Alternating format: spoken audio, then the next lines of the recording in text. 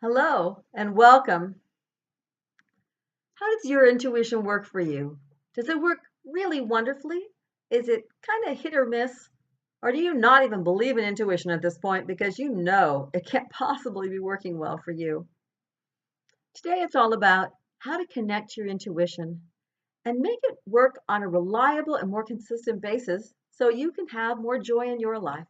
You can choose every time to go in the direction of what works for you.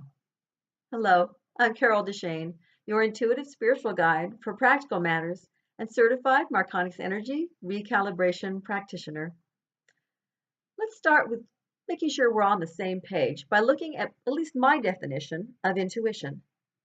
What mine is an inner knowingness. It's a feeling that it points you in the direction of your highest good. So you know that if you listen, you're going to be working in the right direction for you. Now, some call this a gut reaction or maybe a psychic prediction or something like that, but it's all basically the same thing. It's following that intuitiveness that everyone happens naturally. Everyone has it. It's just that we sometimes don't listen and we're not really aware. But really, every time you make a choice, you can choose to use your intuition.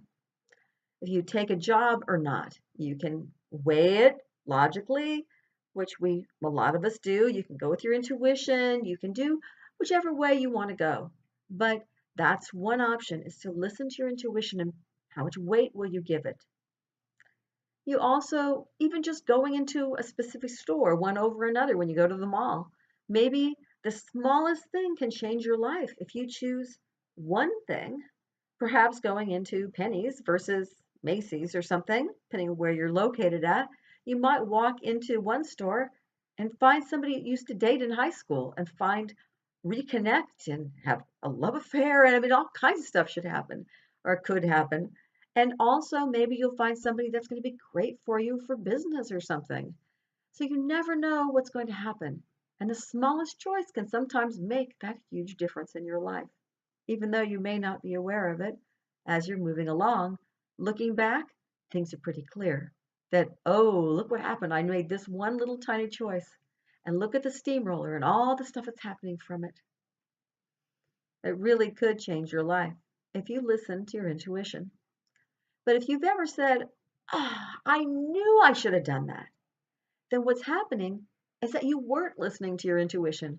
You might have heard it, but you didn't actually pay attention enough to follow it. And a lot of people do this. And if you find yourself saying it a lot, it's time to reevaluate. You need to make sure that you know what your intuition sounds like when it's heading in the right direction so you can make those choices that are a little more solid than just going, is this yes? Is it no? I can't tell. And then throwing your hands up and just making some decision randomly. What happens if you don't listen to your intuition is that after a while, if you hear a voice or if you get a knowingness, that feeling, those things will just start getting quieter and quieter, and pretty much it'll be almost impossible to be able to tell when your intuition's talking to you. So you need to really pay attention to that. So how do you get it to be more reliable?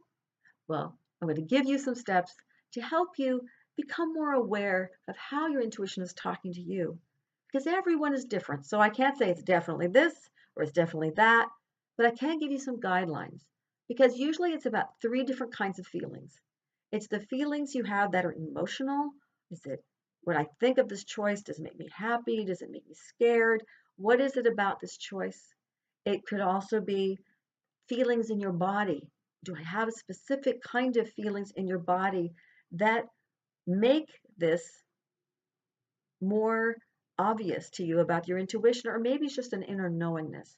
So we're going to go through all those things now. But first, when you have a choice and you need to make it, I want you to, number one, ignore logic. Just for this moment, when you first decide on a choice that you need to go through, ignore logic and how you would normally decide this choice or this decision. Just let it go out the window just for this moment so that you can practice your intuition. You can pick that up again in a minute. So let go of logic and any judgment about what you're doing or about how you're feeling. Let all those things go for now. And then you're going to look at the choice you're making and choose yes or no. Choose yes. So for example, I'm going to go and am I going to get this job or not? This is a new job. Somebody's offered it to me. Should I get it? Okay, if I look at yes, this decision, how am I feeling? How's my emotions regarding this job? Do I have fear about it? Do I feel excited? Do I feel happy? How do I feel emotionally about this choosing yes for this job, of taking the job? And then look at the next thing. Once you're aware of those things, write them down. You're going to write the choice down. You're going to write down, yes, I'm taking it, and the emotions that you have. And then you're going to write down the next step is what's in your body. Do you feel a tenseness in your body somewhere? Maybe you feel it tight in your stomach, or you feel an expansion, like oh, yeah, this, my body feels almost bigger. It feels like, wow, it's just different. Or maybe you get a headache, instant like migraine, or that cold brain thing that happens when you have ice cream, the frozen brain part. Or maybe you get, your toe scrunches up, or you feel like you could throw up, or whatever that bodily feeling is. If you get something in response to your idea, yes, I'm going to choose this decision. I am going to take the job in this case. Write down that.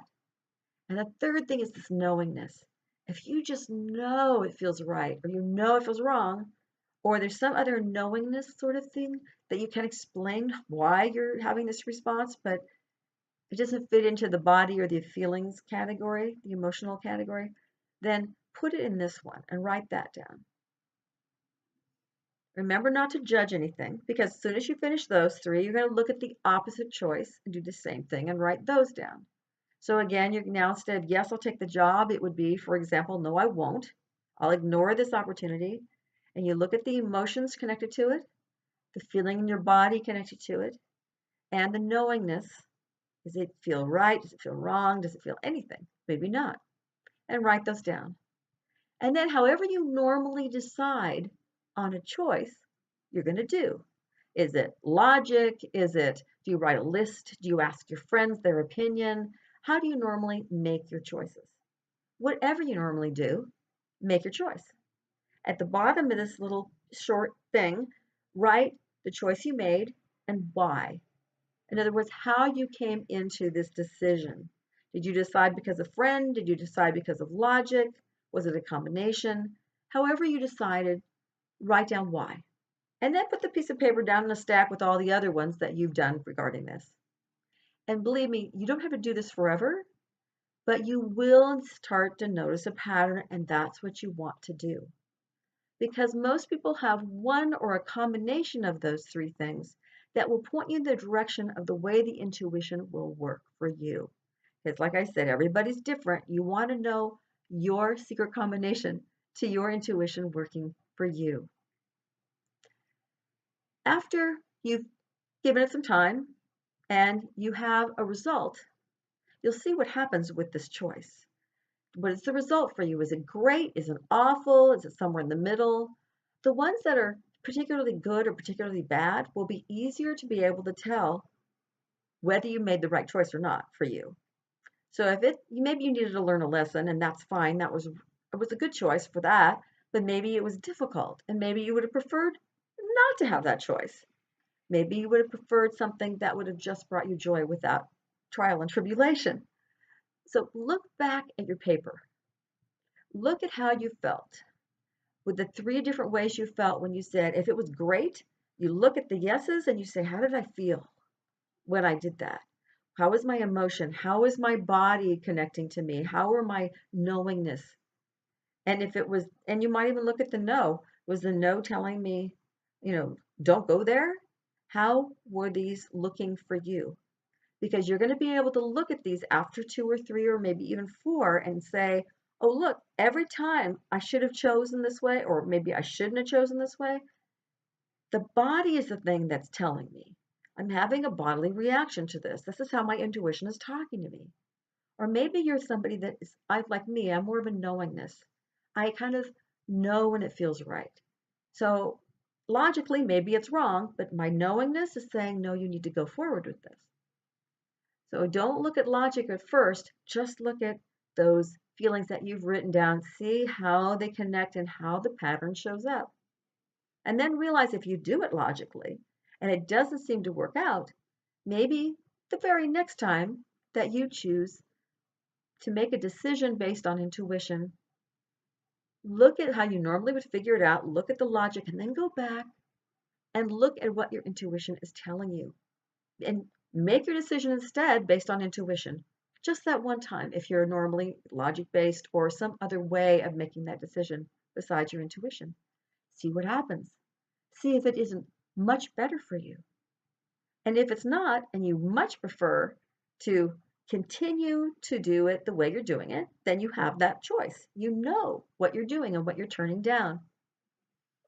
But just repeat that over and over again. The writing it down, the checking in, the looking back, until it's very clear for you how your intuition works and how it's talking to you, whether it's feelings or bodily awareness, or, like I said, that inner knowingness. Or maybe for you, it's something even different than that. Become aware. Know what it is so you can easily skip all of that writing down the next time and just go with that feeling, whatever it may be that works for you, so you can make your choices quicker without even thinking about whether you should or not, because you'll have kind of a, toll speedway through the fast track lane here in California to know that this is the way I should be. It's just obvious to me. It feels right. That's my guide. Or I have that feeling in the pit of my stomach, so it's a no. Or however that you want to connect. Just look for that pattern. It will get easier and easier the more you do it. And just remember that you do have a choice. You don't need to hook into your intuition if you don't want to. And it will get quieter and quieter if you choose to stick with logic. But if you indeed want to find a way that makes your life easier and better and more joyful by making choices that lead you in that direction, you can use your intuition and practice it and get to know it better and really work with it so you have better and clearer information the next time that you want to make a choice. Well, thank you for joining me today. If you would like to subscribe to my YouTube channel, please, by all means, click on the notification, the subscribe button, and then the bell notification if you would like to know the next time that I have put a video out there. And if you'd like more information about me, please look up www.connect, the number 2, joy.com, connect2joy.com. There you'll find information about Marconic, no-touch, and recalibration multidimensional energy work, as well as energy space clearing and different packages that I have for coaching and a mixture of the two with the energy work. Thank you again, and until next time, Godspeed.